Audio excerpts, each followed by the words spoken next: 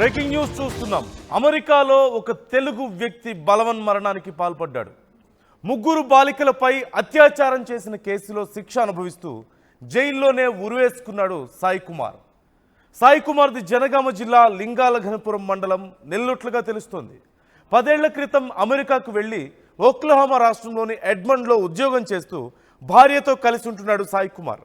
15 ఏళ్ల వయసున్న బాలుడిగా నటిస్తూ ముగ్గురు బాలికలపై అత్యాచారం చేశాడు. లైంగిక సంబంధానికి ఒప్పుకొని మరో 19 మంది బాలికల అసభ్య ఫోటోలను సోషల్ మీడియాలో పోస్ట్ చేశాడు సాయి కుమార్. 2023లో దీనికి సంబంధించి కేసు నమోదవగా 2025 మార్చిలో 35 ఏళ్ల జైలు శిక్ష పడింది. ఆ జైలు శిక్షను అనుభవిస్తూనే జైలులోనే బలవన్మరణానికి పాల్పడినట్లుగా సమాచారం అందుతోంది. ఈ అంశానికి సంబంధించి ఫుల్ డీటెయిల్స్ మా ప్రతినిధి వెంకటరత్నం అడిగి తెలుసుకుందాం. లైవ్లో సిద్ధంగా ఉన్నారు. వెంకటరత్నం, ఓవరాల్గా డీటెయిల్స్ ఎలా ఉన్నాయి అసలు ఈ కేసుకు సంబంధించి, అలాగే ఈ బలవన్మరణానికి పాల్పడ్డ ఘటనకి సంబంధించి వివరాలు ఏమైనా తెలుస్తున్నాయా?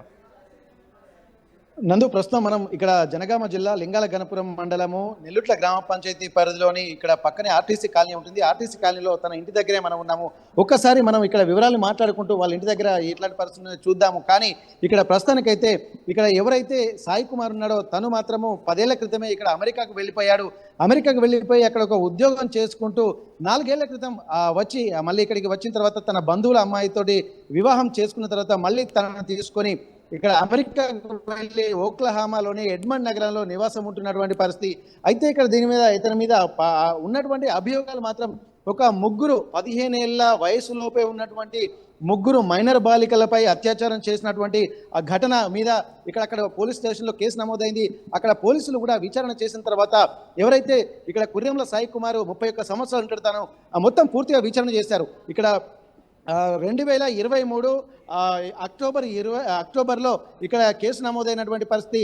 ఆ తర్వాత అక్కడ ఉన్నటువంటి పోలీసులు విచారణ చేసిన తర్వాత మరో 19 మంది మైనర్ బాలికలను కూడా అక్కడ బెదిరించి అత్యాచారం చేసేటువంటి ప్రయత్నం చేశాడు. కానీ వాళ్ళు అందుకు ఒప్పుకోకపోవడంతో వాళ్ళకు సంబంధించినటువంటి ఆ పిక్స్ వీడియోస్ కూడా సోషల్ మీడియాలో పోస్ట్ చేశారు అన్నటువంటి విషయం తెలుస్తుంది. దీనిపై కూడా స్థానికంగా ఫిర్యాదు అందినటువంటి నేపథ్యంలో పోలీసులు దీన్ని తీవ్రంగా కఠినంగా తీసుకున్నారు.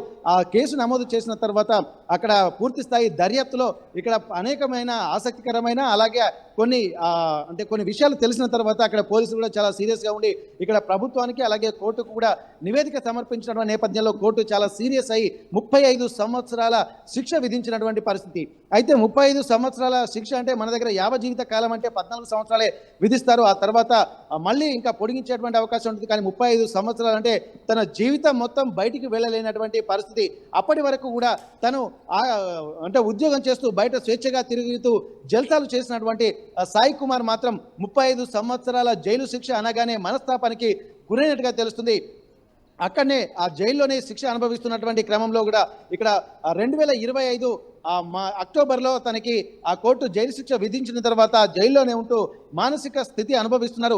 అప్పటి వరకు ఆ సాయి కుమారు అలాగే తన భార్య ఎవరైతే ఉన్నారో తను కూడా బంధువులతోటి సరదాగా కూడా మాట్లాడేటువంటి పరిస్థితి, వీడియో కాల్స్లో కూడా అందరితోటి మాట్లాడుతున్నటువంటి పరిస్థితి. కానీ ఆ కొద్ది సంవత్సరం క్రితం నుండి కూడా వీడియో కాల్ లేకపోవడము, అలాగే బంధువులతోటి ఫోన్లో సరిగా మాట్లాడకపోవడము, రీసెంట్గా ఒక అకేషన్ ఉంటే ఎవరైతే సాయి కుమారు బావమరిది ఉన్నాడో తన పెళ్లికి కూడా సాయి కుమార్ యొక్క భార్య మాత్రమే వచ్చింది. సాయి కుమార్ రాకపోవడంతో ఎందుకు రాలేదన్నటువంటి ఒక సందేహాలు ఉన్నాయి. కానీ ప్రస్తుతానికి ఆ సమయంలో అతను జైల్లో ఉన్నట్టుగా తెలుస్తుంది. ఆ వీడియో కాల్స్ కూడా బంద్ కావడంతో అనేక అనుమానాలు ఉన్నాయి. ఫోన్లు కూడా మాట్లాడలేదు. ఏం జరిగిందో అన్నటువంటి ఒక ఆందోళన కూడా కుటుంబ సభ్యుల్లో నెలకొంది. కానీ పూర్తి స్థాయి విషయాలు మాత్రం ఎవరికీ తెలియలేదు. కానీ రీసెంట్గా తను ఆత్మహత్యకు పాల్పడిన తర్వాత జూలై 26వ తారీఖున ఆత్మహత్యకు పాల్పడ్డారు. జైల్లోనే ఉరి వేసుకొని చనిపోయేటువంటి ప్రయత్నం చేయడంతో ఇక్కడ బంధువులకు సమాచారం అందించారు. వాళ్ళ కుటుంబ సభ్యులు తల్లిదండ్రులకు బంధువులకు సమాచారం అందించారు. ఆ వెంటనే ఒక హతాశులైనటువంటి ఆ కుటుంబ సభ్యులు కూడా పూర్తి స్థాయిలో వాళ్ళ బంధువులకు అందరినీ సమాచారం సేకరించిన తర్వాత ఇక నిజమే ఆత్మహత్యకు పాల్పడ్డాను నిర్ధారణ చేసుకున్న తర్వాత హుటాహుటిన వాళ్ళను ఇక్కడ తీసుకొచ్చేటువంటి ప్రయత్నం చేస్తారు. కానీ ఇక్కడ వీళ్ళకు తెలియని విషయం ఏంటంటే తను ఒక ముగ్గురు మైనర్ బాలికలు అలాగే 19 మందితో అసభ్యంగా ప్రవర్తించి జైలు శిక్షలో ఉన్నాడన్నటువంటి విషయం కూడా తెలియదు. వెంటనే ఈ విషయం తెలిసిన తర్వాత గుండె పగలేలా రోధించినటువంటి తన బంధువులు కూడా ఎక్కువ మొత్తంలో ఇక్కడికి చేరుకుంటున్నారు. ప్రస్తుతానికి తల్లిదండ్రులు బంధువులు కూడా డెడ్ బాడీని ఇక్కడికి తీసుకురావడానికి ప్రయత్నాలు విఫలం కావడంతో అక్కడికే వీళ్ళ తల్లిదండ్రులు మాత్రం ఇక్కడ కుర్రెంల ఉప్పలయ్య శోభ దంపతులు మాత్రం అమెరికాకు వెళ్ళారు. అక్కడికి వెళ్ళిన తర్వాత ప్రస్తుతానికి వాళ్ళు ట్రీట్మెంట్ తీసుకుంటున్నట్టుగా హాస్పిటల్లో ట్రీట్మెంట్ అంటే పూర్తి అప్పటికి చనిపోలేదన్నట్టుగా ఇక్కడ ఈ ఇక్కడ లింగల గణపురం మండలం నెల్లుట్ల గ్రామ పంచాయతీకి చెందినటువంటి వాళ్ళ బంధువులు కూడా చెప్పారు. వీడియో కాల్లో కూడా మాట్లాడినట్టుగా తెలుస్తుంది. తను అప్పటికే అపస్మారక స్థితిలోనే మొన్నటి వరకు ఉన్నాడు. కానీ వీళ్ళ ఫోన్లో అందినటువంటి సమాచారం ప్రకారం వీడియో కాల్స్లో తను అపస్మారక స్థితిలో ఉన్నటువంటి వీడియోస్ చూయించుకుంటూ అక్కడ ఉన్నటువంటి వాళ్ళ బంధువులు కూడా ఫోన్లు చేస్తున్నట్టుగా తెలుస్తుంది. అయితే అప్పటికి వీళ్ళు ఉప్పలయ్య అలాగే శోభ ఎవరైతే సాయి కుమార్ తల్లిదండ్రులు ఉన్నారో వాళ్ళు అమెరికాకు వెళ్లేంత వరకు తను బతికే ఉన్నట్టుగా ఇప్పుడు ప్రస్తుత లేటెస్ట్ సమాచారం. కానీ అక్కడికి వెళ్ళిన తర్వాత చనిపోయినట్టుగా ఇక్కడ నిర్ధారణ కావడంతో కూడా ఇక్కడ చనిపోయాడన్నటువంటి విషయం స్పష్టంగా తెలిసింది. ప్రస్తుతానికైతే వాళ్ళ తల్లిదండ్రులు మాత్రం అక్కడ ఉన్నారు. వాళ్ళ బంధువులు ఎవరైతే తన సాయి కుమార్ సోదరులు ముగ్గురు అక్కలు అతనికి ఉన్నారు. ఆ ముగ్గురు కూడా ఇద్దరు హైదరాబాద్లో ఉంటారు, మరొకరు కొడకర్ల గ్రామంలో ఉంటారు. వీళ్ళందరూ కూడా కొంత ఆందోళనకరమైనటువంటి విషయం అయితే చెందుతున్నటువంటి పరిస్థితి. వాళ్ళ బంధువులను కూడా ఆర్టీవీ కలిసి మాట్లాడేటువంటి ప్రయత్నం చేసింది. సాయి కుమార్ ఎట్లాంటి వాడు, అసలు ఎందుకు ఇట్లాంటి పరిస్థితుల్లో ఒడిగట్టాడన్నటువంటి కోణంలో ఉంటే అతను మంచివాడే, కొన్ని కావాలనే ఇట్లా జరుగుతున్నాయన్నటువంటి కోణంలో వీళ్ళు చెప్తున్నారు. ప్రస్తుతానికి ఇదే సాయి కుమార్ వాళ్ళ ఇల్లు మనం చూస్తున్నాము. సాయి కుమార్ అమెరికాలో ఉద్యోగం చేసిన తర్వాత అక్కడి నుండి ఇక్కడికి వచ్చినటువంటి పరిస్థితుల్లో అక్కడ డబ్బులు సంపాదించి ఇక్కడ ఈ ఇల్లు కూడా కొన్నట్టుగా తెలుస్తుంది. అప్పటి వరకు నెల్లూరులో ఉన్నటువంటి వాళ్ళ విలేజ్లోనే ఉన్నట్టుగా తెలుస్తుంది. అయితే ఇప్పటి వరకు సాయి కుమార్ విషయం కూడా కొంత కుటుంబ సభ్యుల్ని కూడా పరిశీలించిన తర్వాత సాయి కుమార్ వ్యక్తిత్వము కూడా కొంత ఆలోచించాల్సినటువంటి అవసరం అయితే కనిపించింది. మనకు తెలిసినటువంటి సమాచారం ప్రకారం సాయి కుమార్ కూడా తను పెళ్లి చేసుకున్నటువంటి యువతి ఎవరైతే ఉన్నారో ఆమె కూడా వాళ్ళ బంధువులే. కానీ వరుసకు కూతురు వరుస అయ్యేటువంటి అమ్మాయిని పెళ్లి చేసుకున్నట్టుగా తెలుస్తుంది. ఎవరైతే వాళ్ళ అక్కయ్య ఉన్నారో అక్కయ్య వాళ్ళ ఆడబిడ్డ వాళ్ళ కూతురు అంటే తనకి సోదరి అంటే బిడ్డ అవుతుంది, కూతురు వరుస అవుతుంది. ఆ బిడ్డ వరుస అవుతున్నటువంటి అమ్మాయినే పెళ్లి చేసుకున్నారు. వాళ్ళు గతంలో కూడా ప్రేమ వివాహం అంటే ఎప్పటి నుండో పెళ్లి చేసుకుంటున్నారు కాబట్టి ఇంట్లో చెప్పకుండానే ఎవరైతే ఆ అమ్మాయి కూడా నేను లండన్కు వెళ్తున్నాను, లండన్లో నాకు జాబ్ వచ్చిందని చెప్పి తను చెప్పడం జరిగింది. ఆ లండన్ వెళ్తున్నటువంటి క్రమంలోనే అమ్మాయి తల్లిదండ్రులు కూడా లండన్కు వెళ్ళినట్టుగా చెప్పిండ్రు.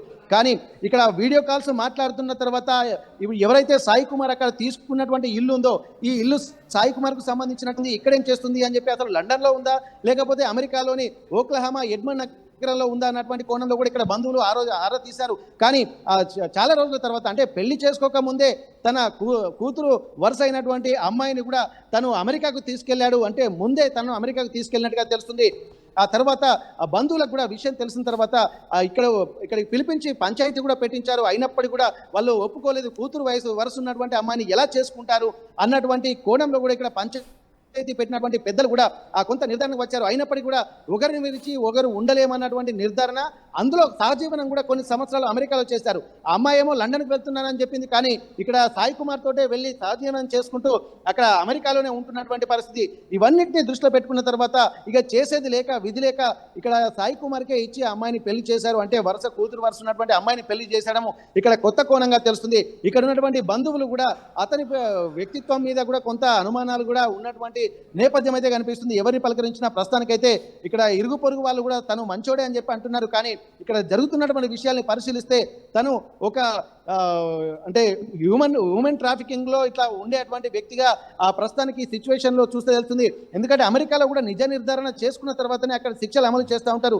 దీనికి సంబంధించి 2013లో 2023లో ఆ కేసు నమోదైతే 2025 మార్చిలో కూడా ఇక్కడ శిక్ష విధించినట్టుగా తెలుస్తుంది. అంటే 2 సంవత్సరాల పాటు పూర్తిగా నిజ నిర్ధారణ చేసుకున్న తర్వాత ఇటు 3 మంది అమ్మాయిలు అత్యాచారానికి గురి కాపడిన వాళ్ళు, అలాగే ఈ 19 మంది ఆ అభియోగం మోపబడిన వాళ్ళు అంటే అత్యాచారానికి ప్రయత్నించి విఫలం కావడంతో సోషల్ మీడియాలో పోస్ట్ చేసినటువంటి బాధితులు ఎవరైతే ఉన్నారో వాళ్ళు కూడా ఇక్కడ పోలీస్ స్టేషన్లో ఫిర్యాదు చేయడంతో పూర్తిగా అందరినీ దర్యాప్తు చేసిన తర్వాత ఇది నిజమే అని కన్ఫర్మ్ చేసుకున్న తర్వాతనే జైలు శిక్ష విధించినట్టుగా 36 సంవత్సరాలు అనుభవించాల్సినటువంటి అవసరాన్ని కూడా అక్కడ కోర్టు చేయడంతో ఇక మనస్తాపానికి గురైనటువంటి సాయి కుమార్ విధిలేని పరిస్థితుల్లో అంటే జీవితం అంతా జైల్లోనే ఉండాలన్నటువంటి ఒక ఆలోచనతోటి తను ఇక్కడ జైల్లోనే ఉరి వేసుకొని జూలై 26న ఉరి వేసుకొని ఆత్మహత్యకు ప్రయత్నించాడని చెప్పి తెలుస్తుంది. ఇక్కడ వెంటనే సమాచారం అందుకున్నటువంటి ఆ బంధువులు కూడా అక్కడికి వెళ్ళిపోయారు. వెళ్ళిపోయిన తర్వాత అక్కడికి వెళ్ళిన తర్వాతనే అప్పటి వరకు అపస్మారక స్థితిలో చికిత్స పొందుతున్నటువంటి సాయి కుమార్ చనిపోయినట్టుగా తెలుస్తుంది. మొత్తానికి ఇక్కడ ఒక మహిళల పట్ల అసభ్యంగా ప్రవర్తించడము అలాగే 15 ఏళ్ల బాలుడిగా నటిస్తూ మోసం చేస్తూ నమ్మించి మైనర్ బాలికలనే టార్గెట్గా తను అత్యాచారం చేసినట్టుగా అక్కడ నిర్ధారణ అయినట్టుగా మనకు విషయాలు తెలుస్తున్నాయి. అందులో భాగంగానే తనకు ఇంత 36 ఏళ్ల శిక్ష విధించిన తర్వాత ఇక తట్టుకోలేక బయట ఉండలేక తను కట్టుకున్న అమ్మాయికి ఇక్కడ తను ఉండలేక వాళ్ళు మొత్తానికైతే ఇక్కడ శిక్ష విధించిన తర్వాత ఆత్మహత్యకు పురికొల్పినటువంటి పరిస్థితి కల్పించినందు ఏదేమైనప్పటికీ బంధువులు కూడా కొంత మాట్లాడడానికి నిరాకరిస్తున్నారు. పూర్తి స్థాయి వివరాలు తెలియకుండా తాము ఏం చెప్పేది అన్నట్టు కూడా తెలుస్తుంది. ఎందుకంటే ఏం జరిగినా కానీ మళ్ళీ ఇక్కడ లోకల్లో ఉన్నటువంటి ఆ ఇంటర్నల్ కొంత అంటే వాళ్ళ కుటుంబ సంబంధాలు కూడా చెడిపోయేటువంటి అవకాశం ఉంటుంది. కాబట్టి ఎవరు స్పందించడానికి కూడా ముందుకు రావడం లేదు. నందు ప్రస్తుతానికైతే ఈ ఇంట్లోనే ఉంటున్నారు. ఇక్కడ నెల్లుట్ల గ్రామ పంచాయతీ పరిధిలోని ఇక్కడ ఆర్టీసీ కాలనీలో ఉన్నటువంటి ఇల్లు ఊరికి చివరగా ఉంది. ఇది కట్టిన ఇల్లే అతను అమెరికాకు పోయిన తర్వాత కొన్నట్టుగా తెలుస్తుంది. తను కూడా కొంత బాగానే సంపాదించినట్టుగా తెలుస్తుంది. మరి ఏం చేసి సంపాదించాడు అన్నటువంటి విషయాన్ని కూడా వెంకటరత్నం ఇప్పుడు అక్కడ పరిస్థితి ఏంటి అంటే ఆ వ్యక్తి ఇంతకీ ప్రాణాలతో ఉన్నాడా లేదా? మీరు చెప్తున్న దాని ప్రకారం మరి వీళ్ళతో పేరెంట్స్తో మాట్లాడే సమయానికి కూడా కొన ఊపిరితో ఉన్నాడు, హాస్పిటల్లో ఉన్నాడు అంటున్నారు కదా. ఇప్పటికీ కూడా ఈ స్టిల్ అలైవా, ప్రాణాలతోనే ఉన్నారా?